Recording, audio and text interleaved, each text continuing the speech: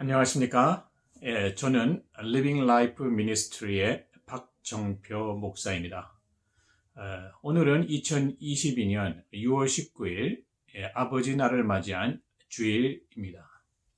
오늘 저는 여러분과 함께 아버지 하나님의 마음이라는 그러한 제목으로 누가복음 15장 20절의 말씀을 가지고 여러분과 함께 은혜의 시간을 갖기 원합니다. 제가 먼저 누가복음 15장 20절의 말씀을 여러분 앞에 봉독해 올려드리겠습니다. 이에 일어나서 아버지께로 돌아가니라. 아직도 상거가 먼데 아버지가 저를 보고 축은히 여겨 달려가 목을 안고 입을 맞추니. 오늘 주일은 특별히 아버지의 날입니다. 가족을 위한 그간의 아버지의 노고와 수고를 기억하며 감사하는 날이죠. 이 자리에 함께 하신 우리 아버지 여러분들 그동안 참으로 수고 많이 하셨습니다. 감사드립니다. 오늘날과 같이 살기 어려운 그러한 세상을 살아가다 보면 좋은 아버지의 존재와 그 중요성이 그 어느 때보다도 더욱 절실하게 느껴집니다.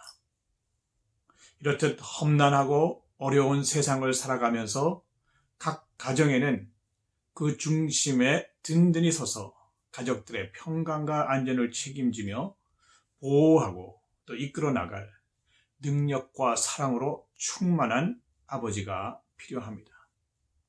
아버지가 온전히 서 있어야 그 가정도 온전한 것이며 또한 아버지가 평안하여야 그 가정도 평안한 것입니다.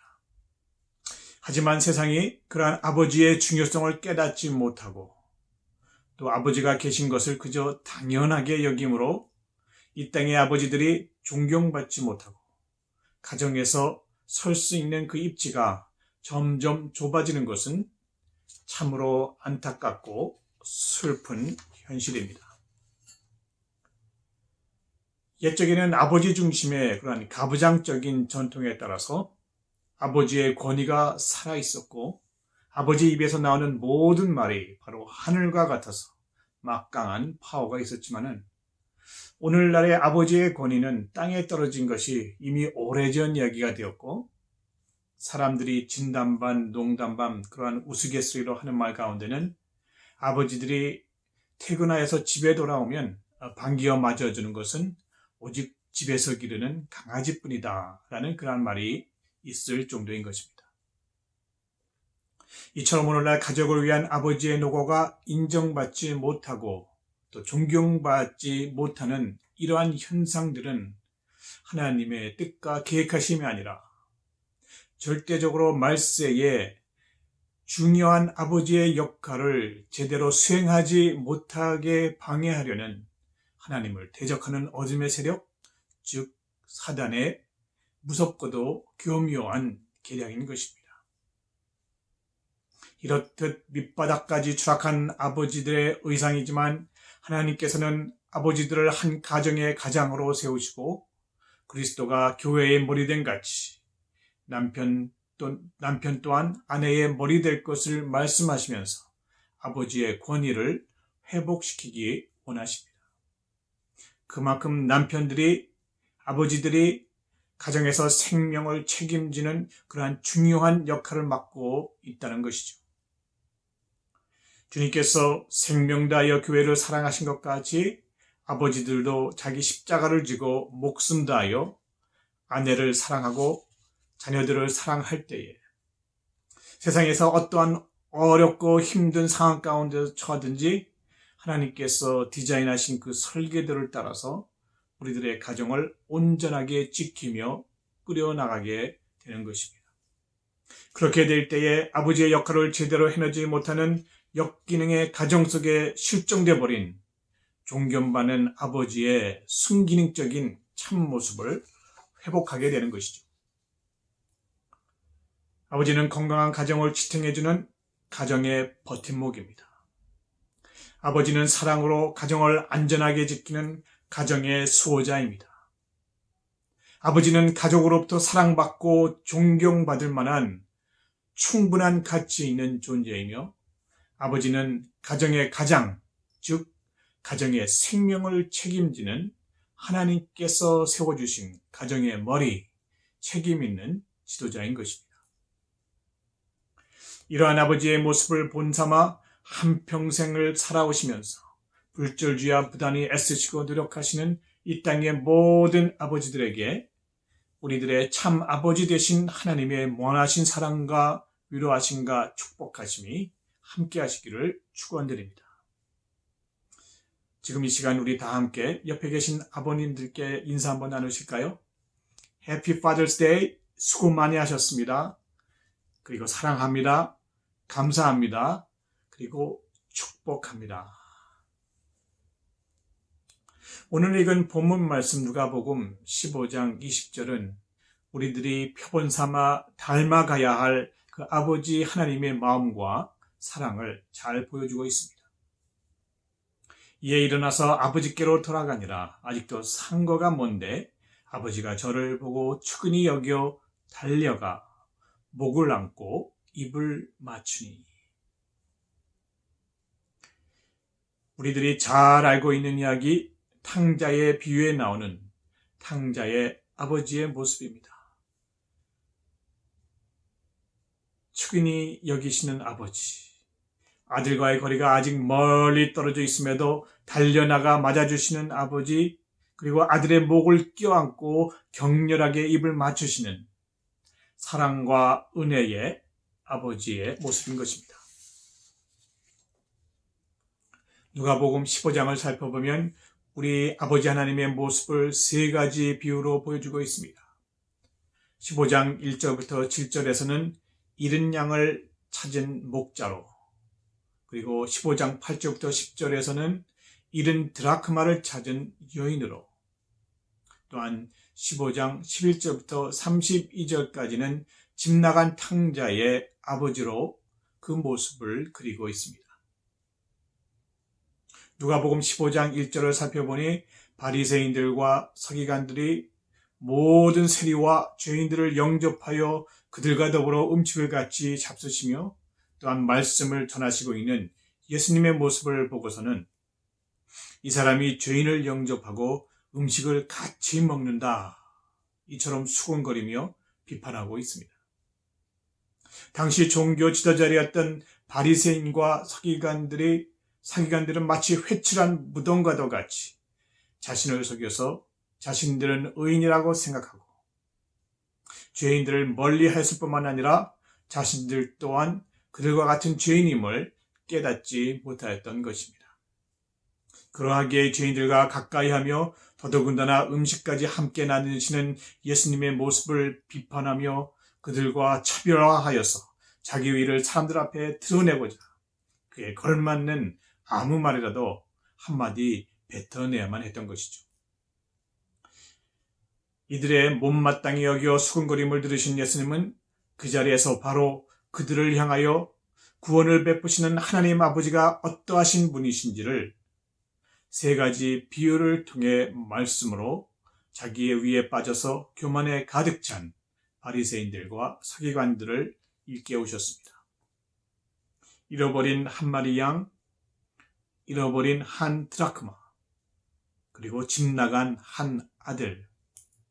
이 세 가지 이야기들은 모두 바리새인들과 서기관들이 그토록 경멸하여 싫어하며 만나기조차 꺼려하였던 죄인을 비유로 설명하신 예화들입니다.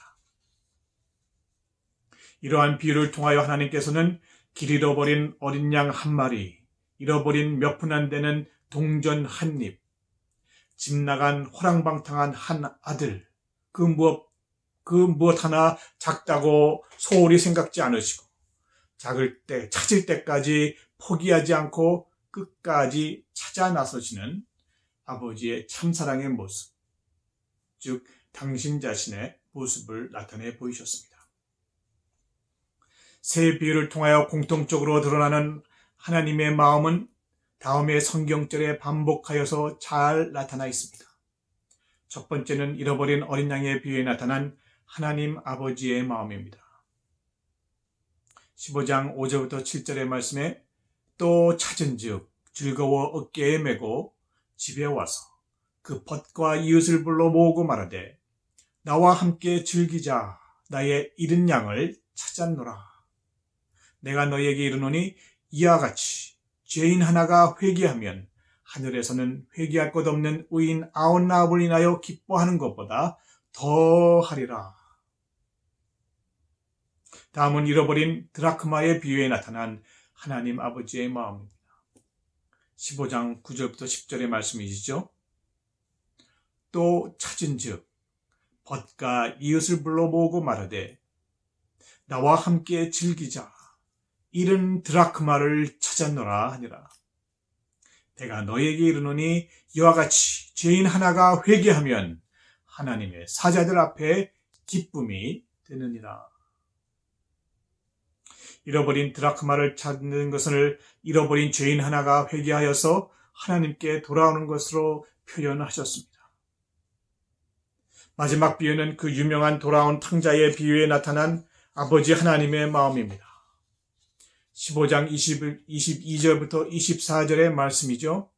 아버지는 종들에게 이르되 제일 좋은 옷을 내어다가 입히고 손에 가락지를 끼우고 발에 신을 신기어라. 그리고 살찐 송아지를 끌어다가 잡으라. 우리가 먹고 즐기자. 이 내 아들은 죽었다가 다시 살아났으며 내가 잃었다가 다시 얻었노라 하니 저희가 즐거워하더라. 세 가지 비유를 통해 세 번씩이나 반복하여서 거듭거듭 당신이 잃어버린 죄인을 애타게 찾으시는 하나님이신가, 잃었던 죄인 하나가 회개하여 돌아올 때에 심히 기뻐하시는 아버지이심을 보여주십니다. 우리가 부르는 찬양 가운데에 나 주님의 기쁨 되기 원하네 라는 그런 찬양이 있죠. 그 가사 중에 내가 원하는 한 가지, 주님의 기쁨이 되는 것이라는 것이 있습니다. 우리들이 즐겨 부르는 이 찬양을 통하여 우리는 주님의 기쁨이 되는 존재가 되기를 소원하고 간구하곤 하는데요. 주님의 기쁨이 되기 위해서는 주님이 기뻐하시는 것이 무엇인지를 먼저 아는 것이 중요하겠죠. 주님은 주님을 멀리 떠났던 죄인된 우리들이 회개하여 주님께로 돌아올 때에 무엇보다도 기뻐하심을 오늘의 성경 말씀을 통하여 말씀하십니다. 이는 우리들의 존재가 주님의 눈에는 그만큼 소중하고 없어서는 안 될 귀한 존재들이기 때문에 그렇습니다. 그렇다면 하나님께 우리들의 존재는 얼마만큼 중요한 존재일까요? 우리들은 어느 여인이 잃어버린 한 드라크마만큼이나 소중한 존재들입니다. 한 드라크마를 잃어버린 여인은 그 잃어버린 동전을 찾기 위해서 등불을 켜고 어두운 방을 환히 밝혀 온 집안을 구석구석 빗자루로 쓸어가며 마치 이를 잡듯 샅샅이 뒤져서 결국은 잃었던 동전을 찾아내었던 것입니다. 드라크마의 그 가치가 대체 얼마나 되기에 여인은 이처럼 눈에 불을 켜고 그토록 잃어버린 동전 한 입을 찾기 위해 혈안이 되었었던 것일까요? 드라크마는 그리스 때의 화폐 단위로서 은으로 만든 동전이었습니다. 그 가치를 따져본다면 건장한 노동자 한 사람이 하루 동안 열심히 일해서 받는 하루 임금이었던 것이죠. 오늘날의 가치로 따져본다면 최저임금을 15불 정도로 볼 때에 120불 정도의 가치가 되는 그러한 액수입니다. 이것이 결코 적은 액수의 금액은 아니지만 그렇다고 해서 잃었던 동전을 다시 찾음으로 인해서 주위의 모든 이웃을 불러 잔치를 배설할 만큼 어마어마한 큰 금액은 아닌 것입니다. 그런데도 그 여인이 그토록 애타는 마음으로 잃어버린 드라크마를 찾고 또 잔치를 벌인 이유를 이해하기 위해서는 우리는 고대 근동 지방의 결혼 풍습을 살펴볼 필요가 있습니다. 팔레스타인의 결혼 풍속 중 10드라크마는 그저 평범한 동전들이 아니라 혼인한 여인임을 나타내는 결혼식의 머리 장식에 쓰이는 그러한 재료였습니다. 결혼을 앞둔 신부는 은사슬에 10개의 드라크마 은전을 서로 연결하여 끼워서 머리에 쓰는 머리 장식을 만들었던 것입니다. 오늘날의 결혼에 있어서 결혼 반지와 같은 의미라고 생각한다면 그 중요성을 실감하시겠죠? 그러하게 엑스로는 얼마 되지 않지만 한 드라크마가 갖는 의미와 가치는 이 세상 무엇과도 견줄 수 없는 굉장한 것이었습니다. 결혼식을 바로 코앞에 앞두고 그토록 중요한 드라크마가 없어졌으니 아주 난감한 상황에 봉착한 것입니다. 자칫 결혼식마저도 취소되어질 수 있는 위기 가운데 처해진 것이죠. 여러분이 바로 그 여인의 처지였다면 어떻게 하셨을까요? 어떻게 해서든지 잃어버린 드라크마를 찾기 위해서 힘쓰지 않았을까요? 그러고 보니 누가복음 15장 9절에 그 여인의 마음이 이해가 됩니다. 그토록 찾던 드라크마를 찾았을 때의 여인의 한 이야기이죠. 또 찾은즉 벗가 이웃을 불러 모으고 말하되 나와 함께 즐기자. 잃은 드라크마를 찾았노라. 하나님께서는 잃어버린 양 한 마리, 잃어버린 한 드라크마를 찾고서도 이처럼 기뻐하셨습니다. 그런데 하물며 하나님이 손수지어 만드신 잃었던 한 사람이 다시 찾은 바 되었을 때에 아버지 되신 하나님께서 느끼시는 그 기쁨은 어떠하겠습니까? 여기 어느 아버지에게는 두 아들이 있었습니다. 그런데 그중 둘째 아들이 느닷없이 아버지께 자기에게 돌아올 아버지 재산의 분깃을 요구합니다. 아버지가 돌아가셨을 때에 유산으로 상속될 자기 몫을 미리 앞당겨 달라는 것이죠. 그것도 아버지가 버젓이 살아계시는 상황에서 말입니다. 둘째 아들은 자기 하고 싶은 대로만 행하는 극히 이기주의적 성격에 또한 세상 연락을 즐겨하며 매우 당돌하고도 버릇없는 자인 듯 보여집니다. 이스라엘의 율법에 의하면 상속 시에 장자에게는 아버지 재산의 3분의 1을 그리고 차자에게는 3분의 1의 유업을 나누어 주도록 규정되어져 있었는데 이는 모두 아버지가 돌아가신 후에야 받게 되는 분깃이었던 것입니다. 아버지가 살아계실 때는 이처럼 자기 분깃을 요구하는 일은 절대 있을 수 없는 일인 것이죠. 영어 성경에는 inappropriately라는 그러한 단어를 사용하여서 둘째 아들의 이 같은 요구가 적절치 않은 요구임을 분명하게 밝히고 있습니다. 그럼에도 아버지는 어찌된 영문인지 둘째 아들의 요구를 묵묵히 들어주심으로 그의 분깃을 미리 지급하여 주었습니다. 버릇없는 아들의 요구에 마음이 아프셨을 듯한데도 아버지는 둘째 아들의 분깃뿐만 아니라 요구하지도 않은 첫째 아들의 유산까지도 미리 분배해서 공평하게 첫째 아들과 둘째 아들 각기 공평하게 각각 나누어 주셨음을 우리는 15장 12절의 말씀을 통해서 알 수가 있습니다. 그 둘째가 아버지에게 말하되 아버지여 재산 중에 내게 돌아올 분깃을 내게 주소서 하는지라 아버지가 그 살림을 각각 나누어 주었더니 아버지께서 둘째 아들의 유산뿐만 아니라 첫째 아들의 유산까지도 각각 나누어 주셨음을 우리는 알 수가 있는 것이죠. 이는 자식에게 아버지의 뜻을 결코 강요하지 않으시고 자녀 스스로가 자유의지로 선택한 삶을 살아감으로 그 삶의 과정 가운데서 그들을 향한 아버지의 온전하신 뜻이 무엇인지를 스스로 몸소 깨닫게 하시는 모든 것을 감싸고 모든 것을 품고 모든 것을 해결하실 수 있는 풍성한 아버지의 사랑을 엿볼 수 있게 합니다. 자식 이기는 부모 없다라는 말을 우리들이 종종 하곤 하지만은 하나님께서는 이와 같이 우리들처럼 능력이 없어서 그야말로 선택할 다른 선택의 길이 없어서 할 수 없이 자식에게 지는 것이 아니라 아버지의 능력이 충분하여서 모든 것을 컨트롤할 수 있음에도 불구하고 아버지의 크신 뜻에 따라 자식에게 의도적으로 전략적으로 져주시는 것입니다. 하나님 아버지께서는 이와 같이 자녀들을 당신이 마음대로 조종할 수 있는 로봇으로 만들지 아니하시고 자녀 스스로가 생각하고 판단하고 선택하여 살아가며 그에 대한 책임도 스스로 질 수 있는 아버지 안에서 자유로운 인격적인 존재, 즉 하나님 아버지와의 깊은 1:1의 교제 가운데에 하나님에서 마음에서 우러나오는 그 자발적인 영적 교제가 가능한 존재로 창조하셨습니다. 마침내 자기의 분깃을 손에 쥐어든 둘째 아들은 위기양양하여서 그의 모든 재산을 다 모아가지고 먼 나라에 가서 허랑방탕한 생활로 그의 모든 재산을 다 탕진하며 허비하였습니다.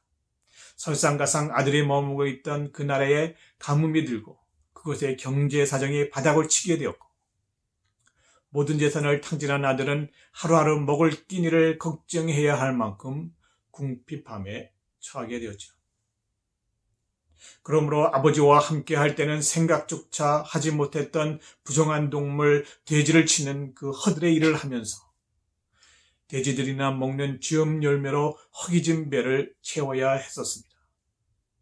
그러나 얼마 지나지 않아서 그러한 쥐엄 열매조차도 배부르게 먹을 수 없는 그러한 형편에 처하게 되었죠. 돼지도 배부르게 먹는 그 쥐엄 열매를 그 어느 누구도 그에게 가져다 주는 사람이 단 한 사람도 없었습니다. 경제적 파탄과 함께 모든 인간적 관계가 단절되어지고 깨어지는 참으로 도무지 피할 길 없는 그러한 이중적인 어려움에 직면하게 된 것입니다. 이처럼 힘들고 어려운 밑바닥을 치는 경제적 파탄 가운데에 떨어지고 나서야 비로소 소경이었던 아들의 영적 눈은 떠지게 되었고 탕자 아들은 집 나오기 전 아들로서 누렸던 그 아버지 집의 풍성을 생각하며 눈물로써 회개하게 됩니다. 이는 아버지를 멀리 떠난 죄인의 인생의 비극적인 말로가 어찌 되는지를 잘 보여주고 있습니다. 우리들의 조상 아담과 하와도 아버지께 죄를 범한 이후 아버지 집인 그 에덴 동산에서 추방되어 유리방황하며 힘든 삶을 살아가게 되었었죠. 아버지와 함께 있을 때에는 아버지의 소유된 모든 것이 모두 그들의 것이어서 마음껏 풍성히 그들의 필요에 따라 모두 누릴 수 있었는데 이제는 아버지의 간섭 없이 자기 능력으로 스스로 설 수 있다는 교만의 마음에 사단의 유혹에 넘어감으로 선과 악을 알게 하는 열매를 따서 먹게 되므로 죄인의 길, 하나님과 분리되는 죄의 길에 들어서게 되었고 또 이제껏 풍성하게 마음껏 누리던 그 자녀로서의 아버지의 모든 혜택들을 하루아침에 잃어버리고 이제는 자신이 땀 흘려 힘들게 노동하지 않고서는 일용할 양식조차 얻을 수 없는 죄의 저주의 심판 가운데에 빠지게 되었던 것입니다. 설상가상 자연조차도 그들의 편을 들어주지 않고 땅은 가시와 엉겅퀴를 내므로 그들의 고생은 더욱 배가 되었죠. 하지만 우리 하나님은 은혜와 사랑의 하나님이신 것입니다. 하나님께서는 하나님 아버지의 은혜를 베푸셔서 그들 스스로가 죄의 수치를 감추기 위해서 손수 쥐어 입었던 무화과 나무 잎의 옷을 벗기시고 하나님께서 친히 그들을 위하여 짐승을 잡아 그 가죽으로 하나님의 의의 옷을 만들어 입혀주심으로 그들이 죄의 길 가운데서 죽어 멸망하지 아니하고 영원히 메마르지 않는 생명의 길로 나올 수 있는 구원의 길을 열어주셨던 것입니다. 이는 예수 그리스도의 십자가 희생으로 말미암아 우리 죄인들에게 입혀주신 예수님의 의의 옷에 대한 그림자로서 죄인들의 회개함으로 하나님 아버지께 나아갈 수 있는 유일한 길임을 보여주고 계십니다. 죄악 가운데 모든 것을 잃은 탕자는 마침내 자신의 죄를 깨닫고 회개함으로 아버지께로 돌아갑니다. 재산 탕진의 그러한 화가 오히려 아버지께로 돌아가는 복이 되었음을 우리는 볼 수 있습니다. 당면한 어려움의 시험을 통하여서 탕자인 아들이 회개하는 과정이 어떠했는지를 그 말씀을 통해 묵상해 보기 원합니다. 17절의 말씀이죠. 이에 스스로가 돌이켜 가로되 내 아버지에게는 양식이 풍족한 품꾼이 얼마나 많은고 나는 여기서 줄여 죽는구나. 계속해서 18절 19절 말씀에 내가 일어나 아버지께 가서 이르기를 내가 하늘과 아버지께 죄를 얻었사오니 지금부터는 아버지의 아들이라 일컬음을 감당치 못하겠나이다. 나를 품꾼의 하나로 보소서 하리라 하고 이렇게 고백하는 것입니다. 이는 아직까지 회개가 아닙니다. 이는 단지 자신의 잘못된 선택으로 죄의 그레에 들어선 것에 대한 후회와 또한 자신이 저질러 얻게 된 죄에 대한 그 고백의 말일 뿐인 것이죠. 회개는 죄의 고백과 함께 죄로부터 돌아서서 아버지께로 향하여 나아가는 데까지 이르는 것이 진정한 회개입니다. 그러므로 탕자의 회개는 20절의 말씀에 와서야 비로소 완성되는 것입니다. 내가 일어나 아버지께로 돌아가니라. 말의 고백에만 그치는 것이 아니라 자신이 실제적으로 일어나 아버지께로 돌아가서야 회개가 다 이루어졌습니다. 그저 그 자리에 머물고 마는 후에는 누구든지 할 수 있습니다. 하지만 아직 아버지 앞에 돌아가 영생의 구원에 이르는 회개는 아무나 할 수 있는 것이 아닙니다. 하나님의 자녀로 부름받는 자들만이 할 수 있는 하나님이 주신 특별한 은혜의 선물인 것입니다. 아멘. 이렇듯 회개하고 돌아오는 죄인들을 아버지는 어떻게 맞아주십니까? 아직도 상거가 먼데 아버지가 저를 보고 측은히 여겨 달려가 목을 안고 입을 맞추니 아들과의 거리가 눈에 보일 듯 말 듯 아직도 먼 거리임에도 아버지는 아들의 모습을 단박에 알아차리고 달려나오십니다.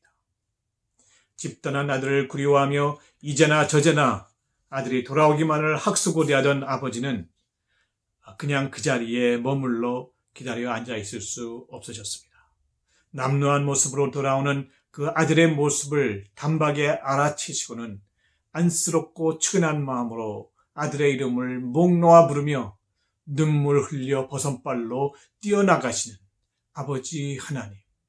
아들의 목을 안고 부둥켜 안아 반가움과 통안의 눈물을 흘리면서도 아들에게 입맞추시기를 결코 쉬지 않으시는 우리 아버지 하나님은 하나님 은혜로 말미암아 분에 넘치도록 충만한 아버지 하나님의 사랑을 보여주십니다. 이러한 하나님이 저와 여러분의 아버지 되시니 우리가 어찌 감사하지 않을 수 있겠습니까? 아버지여 내가 하늘과 아버지께 죄를 얻었사오니 지금부터는 아버지의 아들이라 일컬음을 감당치 못하겠나이다. 이렇게 고백하는 아들에게 아버지는 종들에게 명하여 가장 좋은 살찐 송아지를 잡아 잔치를 준비하라 명하십니다. 또한 아들에게는 제일 좋은 옷을 내어다가 남노하고 헤어진 그 종의 옷을 갈아입히시고 손에는 아들의 표징인 가락지를 끼워주시며 세상죄로 더러워진 그 발은 물로 깨끗이 씻어서 새 신발을 신겨주시는 아버지이신 것입니다. 이와 같은 때에는 우리 갈라디아서 4장 7절의 사도 바울의 말씀이 생각이 나는 것입니다. 그러므로 이제는 내가 종이 아니요 아들이니 아들이면 하나님으로 말미암아 아버지의 유업을 이을 자니라. 이제는 더 이상 종이 아니라 아들로 불러주신 하나님 아버지의 크신 사랑, 아버지의 놀라운 은혜인 것입니다. 그리고 아버지는 기쁨과 즐거움에 음악을 연주하여 풍악을 울리게 하고 잔치를 벌이어서 그 풍류에 맞추어 덩실덩실 신명나게 춤을 추셨습니다.